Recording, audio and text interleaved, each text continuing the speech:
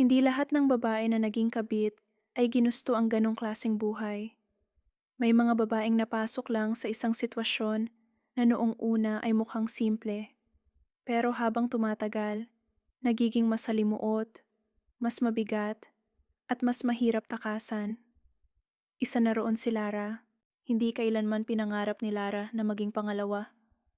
Lumaki siyang naniniwala sa tahimik na buhay. Isang trabaho na sapat ang kita. Isang bahay na uuwian sa gabi. Isang lalaking pipiliin siya araw-araw. Hindi siya naghahanap ng komplikasyon. Hindi siya naghahanap ng sikreto. Gusto lang niya ng katahimikan. Kaya noong una niyang makilala si Ramon, wala ni katiting na ideya sa isip niya na hahantong ang lahat sa ganito. Si Ramon ay mukhang maayos na lalaki. Disente. Malinis manamit. May pananalitang hindi minamadali ang kausap. Kapag nagsasalita siya, pakiramdam mo pinakikinggan ka talaga. Hindi siya yung tipo ng lalaking mapangahas. Hindi rin pala biro. Tahimik lang. Pero may presensya. At minsan, sapat na ang presensya ng isang tao para maramdaman mong ligtas ka. Magkasama sila sa trabaho. Pareho silang madalas mag-overtime. Pareho ring pagod sa kanya-kanyang buhay. Si Lara, mag-isa sa lungsod. Walang malapit na pamilya. Walang inuuwian kundi maliit na kwarto at katahimikan. Si Ramon naman, may pamilyang buo sa papel, pero sa kwento niya, matagal na raw siyang walang ugnayan sa sariling bahay. Noong una, trabaho lang ang pinag-uusapan nila. Deadlines. Problema sa opisina, pagod. Hanggang sa unti-unting pumasok ang mga tanong na mas personal. Kumain na ba siya? Kumusta ang araw niya? Kumusta raw ang pakiramdam ng umuuwi sa walang naghihintay? Isang gabi, sabay silang umuwi. Umuulan ng malakas. Halos wala ng tao sa kalsada. Nag-alok si Ramon na ihatid siya. Tahimik ang biyahe. Ang tunog lang ng ulan ang maririnig. Hanggang sa huminto ang sasakyan sa gilid ng kalsada. Doon unang umamin si Ramon. May asawa siya. May anak. At matagal na raw siyang hindi masaya. Hindi agad nagsalita si Lara. Gusto niyang bumaba. Gusto niyang sabihin na mali ito. Pero may parte sa kanya na nanatili.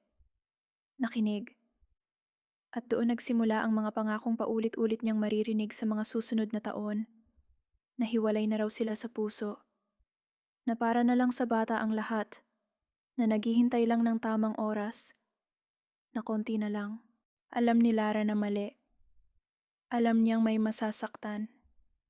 Pero may mga pagkakataon na pinipili ng tao ang pakiramdam na mahal siya kahit alam niyang pansamantala lang iyon.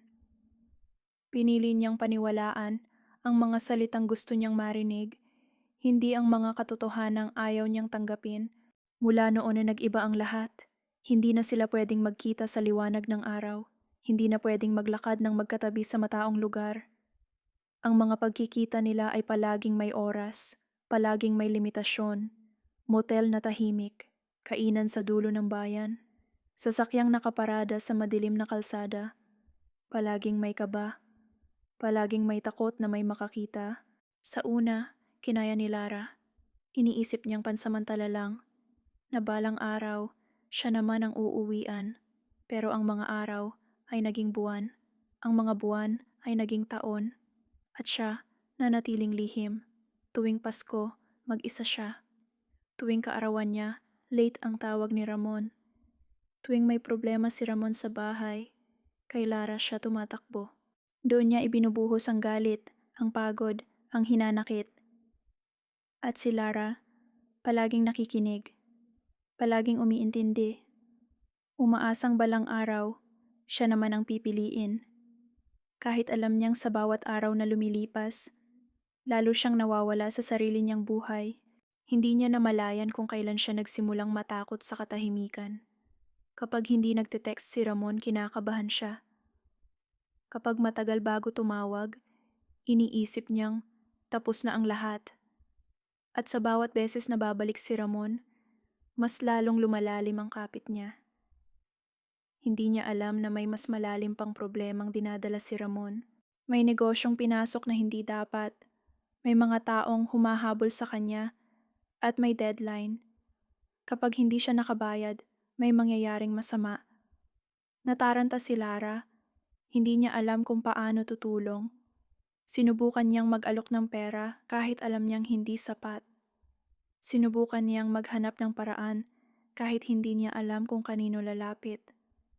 At sa gitna ng takot at pagod, doon na sumabog ang galit na matagal niyang kinikimkim. Galit sa sitwasyon, galit sa sarili, galit kay Ramon. Dumating ang gabing umuulan. May text si Ramon. Magkita raw sila. Kailangan daw siya. Kahit pagod, kahit masama ang pakiramdam, sumama si Lara. Sa loob ng sasakyan, doon niya ibinuhos ang lahat ng hindi niya masabi sa loob ng maraming taon. Sinumbat niya ang mga pangakong hindi tinupad. Ang mga panahong mag-isa siya. Ang pagiging kabit na walang karapatan. Sumigaw siya. Umiyak. At sa gitna ng emosyon, nasabi niya ang mga salitang hindi na niya mababawi. Sinabi niyang, kung hindi siya pipiliin, may mangyayari. Hindi niya alam kung saan niya nakuha ang lakas ng loob na sabihin iyon. Hindi rin niya alam kung narinig ba iyon ni Ramon o nalunod sa tunog ng ulan. Huminto ang sasakyan sa isang madilim na bahagi ng kalsada. Tahimik. Hanggang sa may kumatok sa bintana. Isang lalaking hindi niya kilala. May takip ang ulo. May baril sa kamay. Binuksan ang pinto ni Lara at pinababa siya.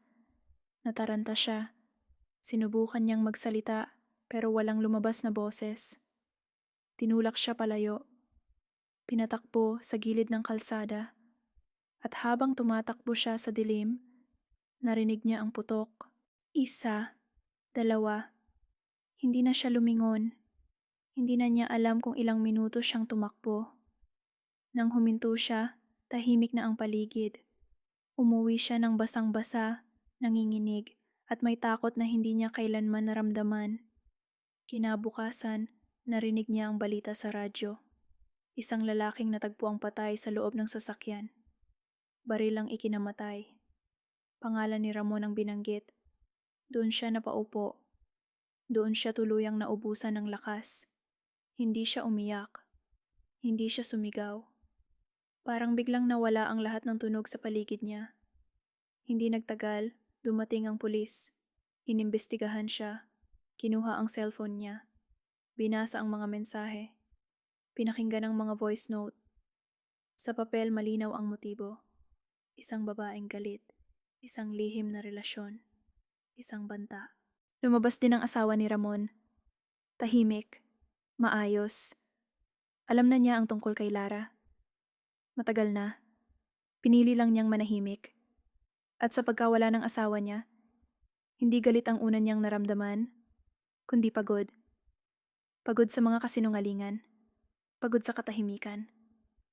Habang nagpapatuloy ang investigasyon, unti-unting lumabas ang katotohanan. Ang utang. Ang ilegal na transaksyon. Ang mga tawag sa huling oras ni Ramon na hindi galing kay Lara. May lalaking nakuha sa CCTV. Isang taong binayaran para pumatay. Ginamit lang si Lara. Isang madaling sisihin. Isang kabit na walang depensa sa mata ng publiko.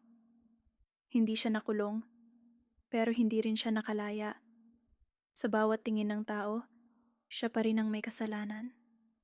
Siya pa rin ang babae sa likod ng krimen. Umalis siya ng lungsod, nagpalit ng pangalan, sinubukang magsimula ulit. Pero sa bawat gabi, bumabalik ang tunog ng ulan, ang putok, ang boses ni Ramon. May mga krimeng hindi mo ginawa, pero ikaw ang nagdurusa sa resulta. At may mga babaeng hindi pumatay, pero habang buhay na pinasa ng bigat ng kamatayang hindi kanila.